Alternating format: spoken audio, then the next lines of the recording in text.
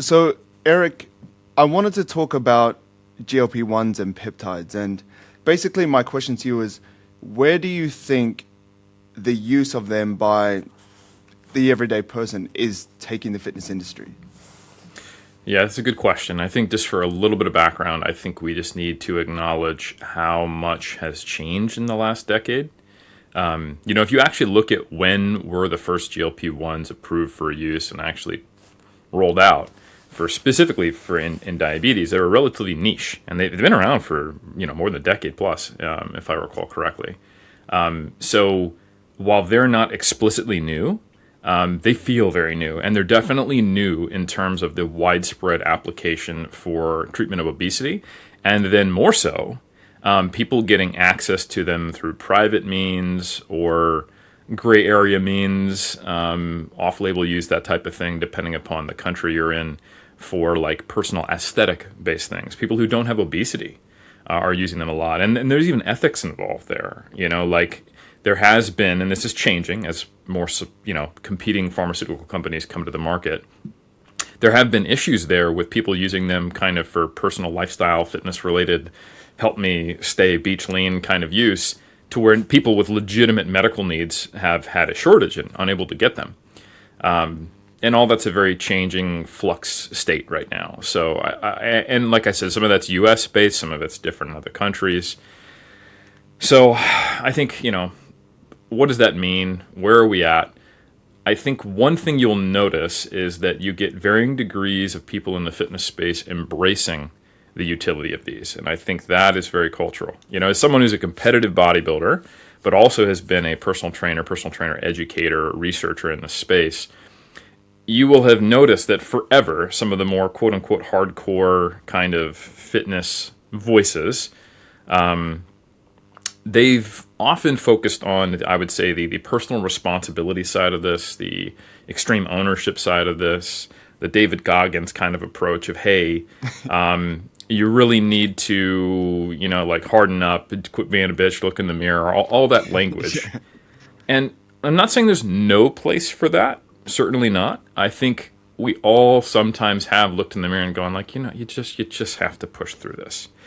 But I think anyone who has been successful personally long term, if they're honest with themselves in anything, or if they have adapted a lifestyle of fitness, especially trainers, know that you can't white knuckle and force yourself into a new lifestyle and have every day be, let's wake up, self-flagellate, whip myself, and then go to the gym and eat healthy. That's not what it looks like. Maybe required at times to get through rough patches, or it may be required at times the right personality of a person when they have a slip up.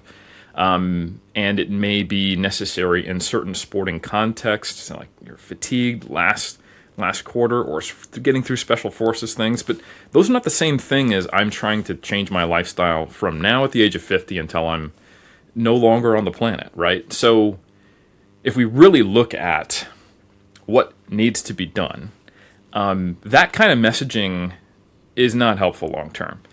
And whether the person honestly realizes that, the content creator promoting this message, or whether it's just kind of the way they think, like people, like if they're actually feeling morally self-righteous and looking down on people with obesity or who don't eat healthy or don't exercise and seeing themselves as morally superior, I think GLP-1 effectiveness and access and uptake has exposed them. Some of them are actively angry about GLP-1s being around, despite the fact that they look incredibly safe. They have really good clinical use. It is pretty damn clear that the reason we've had a persistent obesity epidemic, despite more access to information, more access to gyms, and more access to healthy foods, with some caveats there, food deserts and whatnot, over the last 20 or 30 years, has been all these interventions to try to give people more options to leverage that personal responsibility kind of hammer, if you will. But it has not curbed the obesity epidemic. It's been great for the people who can make that transition, but the reality is their environment has changed so much, even in the last 50 years, that the default setting for most people in Western societies is moving less, eating more, and that not actually matching their hunger and satiety signals.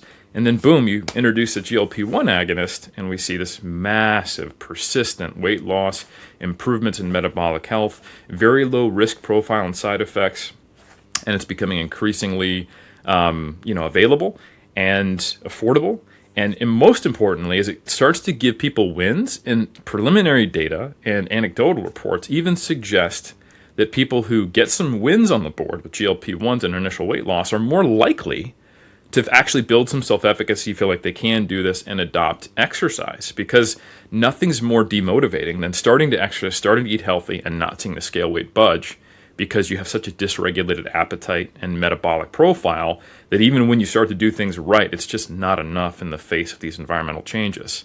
So all that is to say, I generally think GLP-1s, when used appropriately and people are educated and they accompany lifestyle changes, are incredibly positive.